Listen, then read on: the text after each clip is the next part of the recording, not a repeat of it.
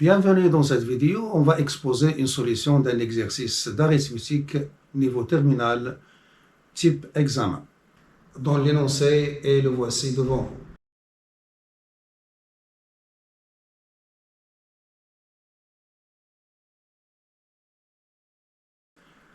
Alors, qu'est-ce qu'il nous donne? Alors, il nous donne un nombre premier P qui est supérieur ou égal à 3 et il nous demande de résoudre dans Z au carré l'équation 2x moins PY est égal à 1. Alors, comme d'habitude, on doit chercher une solution particulière de cette équation différéncielle. Alors, là, à l'écart, qu'est-ce qu'on a? Alors, si x appartient à z, alors ceci implique que, puisque ça c'est congruent à 0 modulo 2, donc on aura moins py et congruent à 1 modulo 2. Alors, on sait que P est premier, il est supérieur ou égal à 3. Donc, il est impair, parce que le seul nombre premier pair, c'est 2. Et puisqu'on travaille avec des P qui sont supérieurs ou égal à 3, donc il est impair. Donc P, il est congruent à 1 modulo 2. Parce qu'il s'écrit sous la forme 2K plus 1, avec K qui appartient à N. Alors, qu'est-ce que j'obtiens? J'obtiens que moins Y est congruent à 1 modulo 2. C'est-à-dire, ceci implique que Y est congruent à moins 1 modulo 2. Alors, je prends la valeur la plus directe qui est moins 1. Alors, en prenant Y égale à moins 1, on a... Alors, maintenant, on essaie de trouver X. Alors, je remplace Y par moins 1. Qu'est-ce que j'aurai? J'aurai 2X. Alors, moins 1 fois moins P, ça donne plus P égale à 1. Ceci implique que X est égal à 1 moins P sur 2. P étant impair, donc 1 moins P étant pair, donc il est pair, donc je le divise par 2, donc c'est un nombre entier qui appartient à Z, puisque P il est supérieur à 1, donc c'est négatif. Alors, 2 facteur de 1 moins P sur 2 plus P égale, quand je calcule, donc le 2, 1 disparaît avec le 2, il nous reste 1 moins P plus P qui nous donne 1. Donc, on a une solution particulière qui est 1 moins P sur 2 moins 1 qui appartient à S. Alors, on a une solution particulière, 1 moins P sur 2 moins 1, qui est une solution particulière, et ça nous permet de résoudre l'équation donnée de x moins py. Alors maintenant, on poursuit la procédure pour résoudre ce type d'équation. Maintenant, puisqu'on a déterminé une solution particulière de cette équation, abordons sa résolution. Soit S l'ensemble solution de l'équation 2x moins py égale à 1 et xy appartenant à z au carré. Alors, on a x, y appartient à S. Ceci implique que deux choses. Alors, on a 2x moins py égale à 1, parce qu'il vérifie l'équation. Et on a une solution qui est particulière de la trouver, c'est, alors on remplace donc 1 moins p sur 2 moins p fois moins 1 égale à 1. Alors, je vais nommer cette équation 1 et cette égalité 2. Alors, ceci implique, alors en faisant la différence membre à membre des deux égalités, donc là c'est 1 moins 2. Alors, j'aurai 2x moins 2x moins 2 multiplié par 1 moins p sur 2 moins py moins p fois moins 1 égale 1 moins 1 est égal à 0. Alors, je factorise cela par 2 et là je factorise par moins p. Donc qu'est-ce que j'aurai? J'aurai 2 facteur de x moins 1 moins p sur 2 moins p facteur de y. Alors, j'ai factorisé par moins, qu'est-ce qu'il me reste? Il me reste y moins 1, ça donne plus 1 égale 0. C'est-à-dire, ce qui donne 2 facteur de x moins 1 moins p sur 2 égale à p y plus 1. Alors, je transpose ce produit dans l'autre côté. Alors là, qu'est-ce qu'on a? On a un produit qui est égal à un produit. On a 2.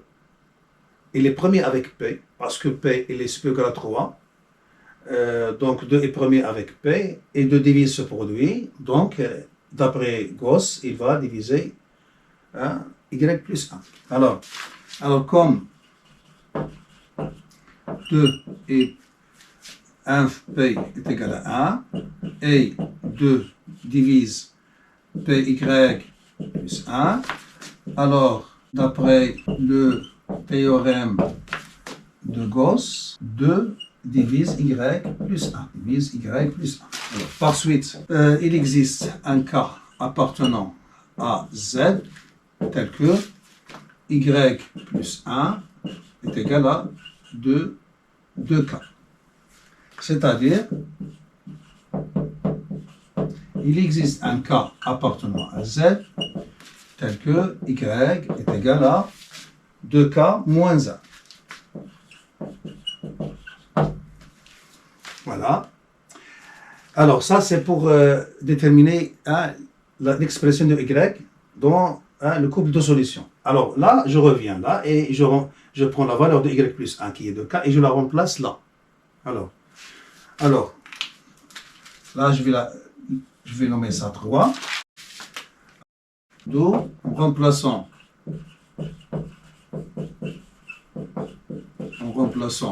dans 3, on obtient là, alors j'aurai 2x moins 1 moins p sur 2 est égal à 2pk avec k qui appartient à z. Par suite, je simplifie par 2. Qu'est-ce que j'obtiens? J'obtiens x moins 1 moins p sur 2 est égal à pk. C'est-à-dire, x que je cherche est égal à quoi? Je transpose le 1 moins p sur 2 dans l'autre côté, donc j'aurai 1 moins p sur 2 plus pk. Donc, quel que soit x, y appartenant à z au carré, x, y appartient à S, l'ensemble solution, implique qu'il existe un cas qui appartient à Z, tel que x égale à pk plus 1 moins p sur 2 et y est égal à 2k moins 1. Alors là, qu'est-ce qu'on a trouvé? On a trouvé l'expression de la première composante et l'expression de la deuxième composante d'une solution dans Z au carré. Alors maintenant, qu'est-ce qu'il nous reste? Il nous reste à vérifier que les couples formés par l'expression forment une solution de l'équation donnée. Alors, c'est une vérification directe. Alors maintenant, il nous reste à étudier la réciproque. Alors, réciproquement, soit K appartenant à Z, alors posons x égale pk plus 1 moins p sur 2 et y est égal à 2k moins 1. Alors, qu'est-ce qu'on va faire? On va seulement remplacer et vérifier qu'il donne une solution. Alors, on a 2 facteurs de pk plus 1 moins p sur 2 moins p facteur de 2k moins 1 est égal. Alors, c'est 2 pk. Là, ça donne plus 1 moins p. Et là, ça donne moins de pk. Et là, ça donne plus p. Alors, ça s'élimine avec ça. Et moins p avec le p. Et qu'est-ce qu'il nous reste? Il nous reste le 1. Donc x, y appartiennent à S. Alors, qu'est-ce qu'on a montré? On a montré que si un couple x, y de z au carré est solution, donc il s'écrit sous la forme, alors x s'écrit sous la forme pk plus 1 moins p sur 2, et y c'est écrit sous la forme de k moins 1, avec k qui appartient à z, c'est-à-dire le même k. Et réciproquement, on a montré que ce couple formé par ces deux nombres, hein, la première composante et la deuxième composante, donne une solution. Donc, conclusion, alors S est égal à l'ensemble des couples PK plus 1 moins P sur 2, 2K moins 1, avec K qui appartient à Z. Et voilà l'ensemble solution de l'équation donnée.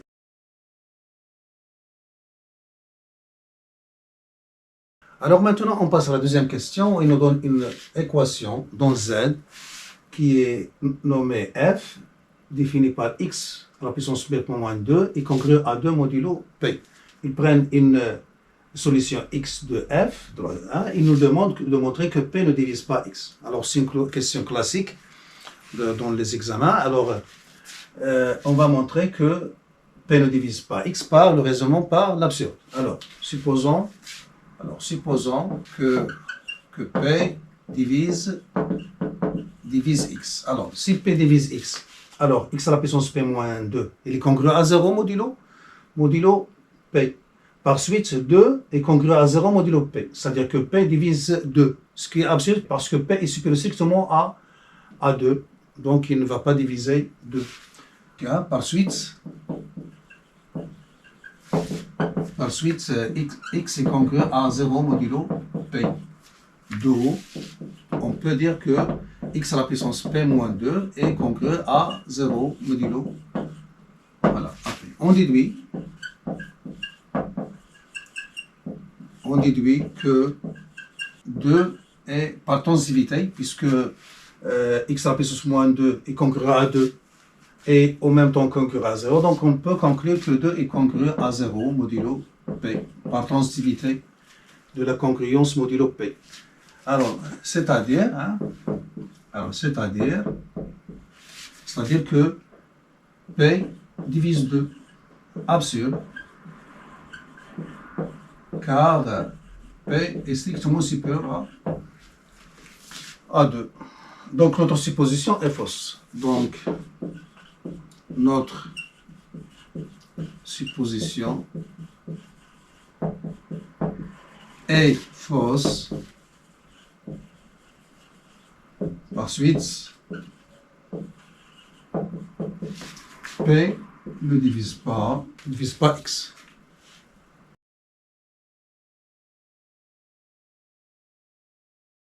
Alors maintenant, on passe à la question suivante, petit b, dans la deuxième question. On déduit que x à la puissance p moins 1 est congru à 1 modulo p. Donc, alors toujours petit théorème de Fermat, soit S1, l'ensemble solution de l'équation f et x qui appartiennent à S1, c'est-à-dire une solution de l'équation. Alors, d'après la question de petit a, p ne divise pas x.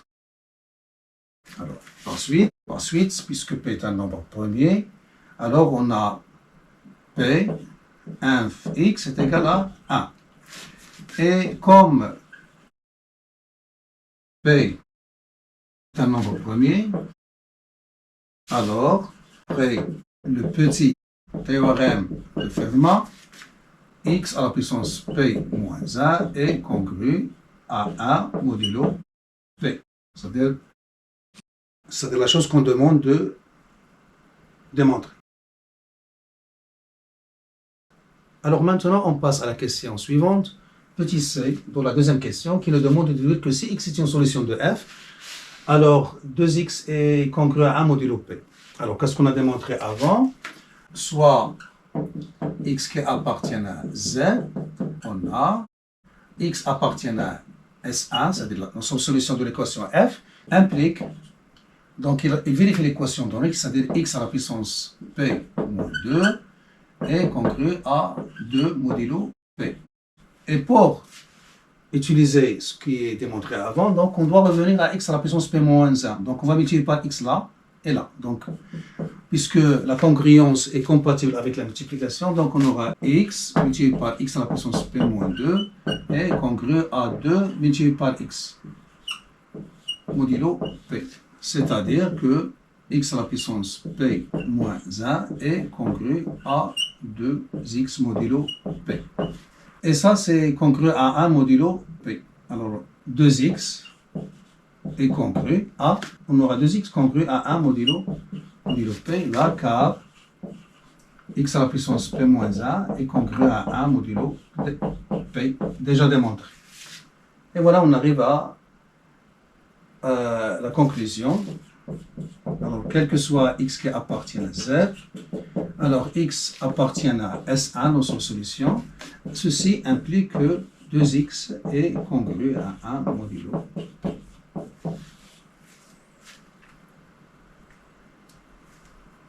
Alors maintenant, on arrive à la question 3, qui nous demande de montrer que 2 à la puissance p moins 2 au carré est congru à 2 modulo p. Qu'est-ce qu'on a? Alors, on a 2 premier avec p et p premier.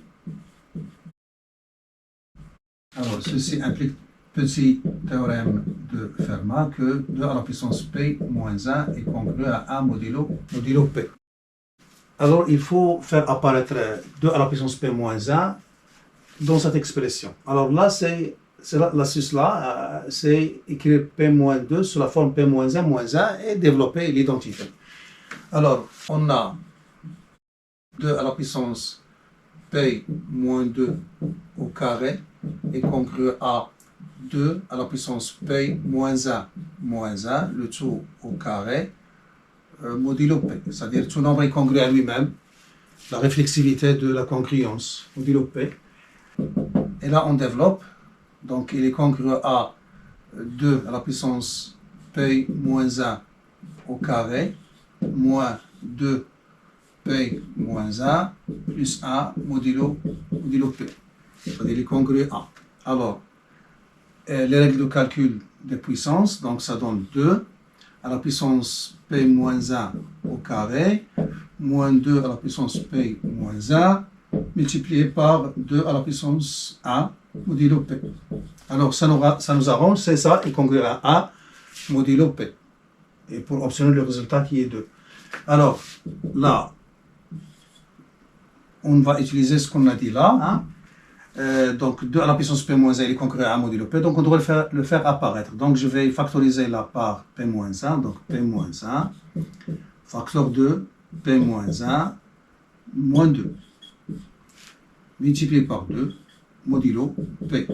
Donc, il est congru à 2 à la puissance p moins 1, p moins 3, multiplié par 2, modulo p. Et alors, à l'écart là, on a p, il est supérieur ou égal à 3, donc ceci implique que p moins 3, il est supérieur ou égal à 0. Donc, on n'a pas de problème sur les exposants positifs. Donc, on peut écrire ces deux à la puissance p moins 1, le tout à la puissance p moins 3, multiplié par 2, modulo p. Alors, on a 2, il est premier avec p, et p est premier, donc d'après le petit théorème de Fermat, 2 à la puissance p moins 1 est congru à 1 modulo p. Alors par suite, d'après la transitivité de la congruence modulo p, on a, alors ça c'est 1, donc il reste, ça est congru à 2, alors 2 à la puissance p moins 2 le tout au carré est congru à 2 modulo p.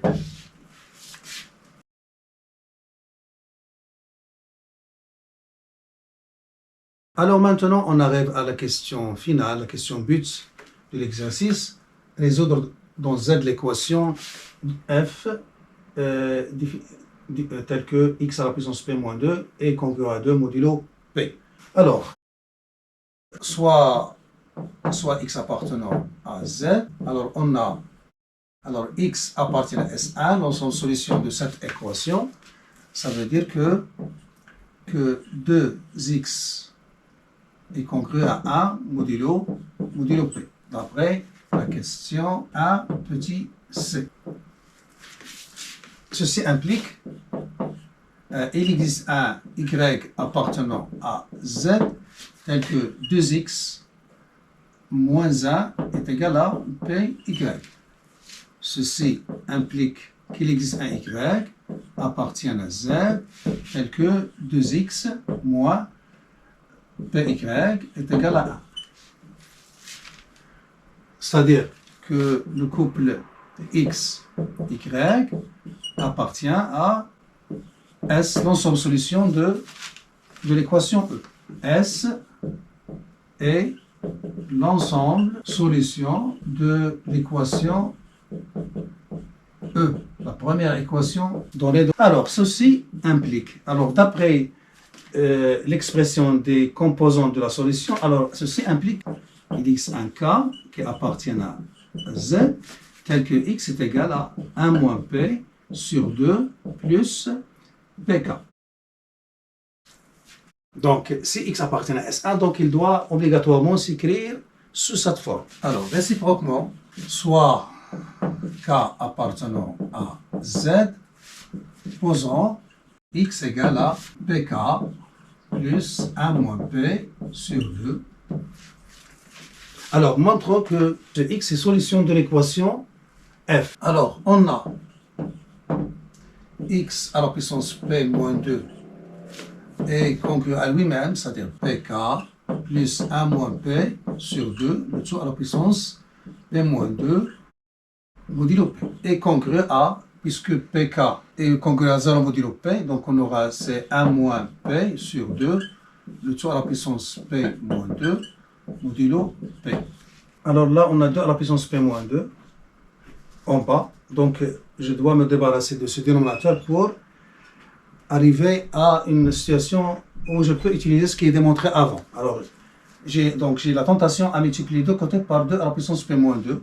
Alors, on a 2 et 1P est égal à 1. Donc, 2 à la puissance P moins 2 et 1P est égal à 1. Alors, par suite, alors je peux multiplier deux côtés par 2 à la puissance P moins 1, parce que 2 à la puissance P moins 2 est permis avec P. Et le modulo ne change pas. Donc j'aurai X à la puissance P moins 2, multiplié par 2 à la puissance P moins 2, est congru à 1 moins P à la puissance P moins 2, modulo P. Donc X à la puissance P moins 2, multiplié par 2 à la puissance P moins 2 est congru. Alors ça c'est 0. Donc qu'est-ce qu'il me reste? Il me reste 1. Donc 1 à la puissance P moins 2 modulo P car 1 moins P est congru à 1 modulo P. Implique que 1 moins P à la puissance P moins 2 est congru à 1 modulo P. Et là, pour arriver à une situation qui est adéquate, donc j'ai x à la puissance P moins 2, donc je dois multiplier par x pour avoir x à la puissance P moins 1, que je sais qu'il est congru à 1 modulo P. Donc, alors, d'où? Alors, je multiplie là par x, donc j'aurai x à la puissance P moins 1, multiplié par 2 à la puissance P moins 2, est congru à x modulo P. Hein? On a multiplié par x les deux côtés. Hein? On a multiplié les deux côtés par x. Alors, ça, c'est 1, modulo P. Alors, par suite, alors, x, il est congru à 2 à la puissance P moins 2 modulo P. Car x à la puissance P moins 1, il est congru à 1 modulo P. Et puisque là j'ai x, donc je veux arriver à x à la puissance P moins 2, donc je dois élever à la puissance P moins 2. D'où, alors x à la puissance P moins 2 est congru à 2 à la puissance P moins 2, le dessous à la puissance P moins 2 modulo P. Parce que là, la conclusion est compatible avec la multiplication. C'est-à-dire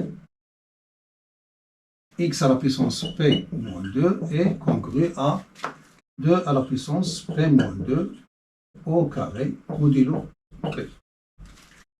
Et qu'est-ce qu'on sait à propos de 2 à la puissance p moins 2 au carré? Il est congru à 2 modulo p d'après la question précédente. Alors, comme 2 à la puissance p moins 2 au carré est congru à 2 modulo p, alors x à la puissance p moins 2 est congru à 2 modulo p. D'où x appartient à S1. Et voilà, on a montré que si x est une solution, alors il doit s'écrire sous la forme pk plus 1 moins p sur 2 avec k qui appartient à z. Et réciproquement, si un entier naturel s'écrit sous cette forme, alors il est solution de l'équation. Alors, conclusion, S, c'est quoi? C'est l'ensemble des entiers relatifs de la forme pk plus 1 moins p sur 2 avec k qui appartient à z. Et voilà, on est arrivé à la fin de l'exercice.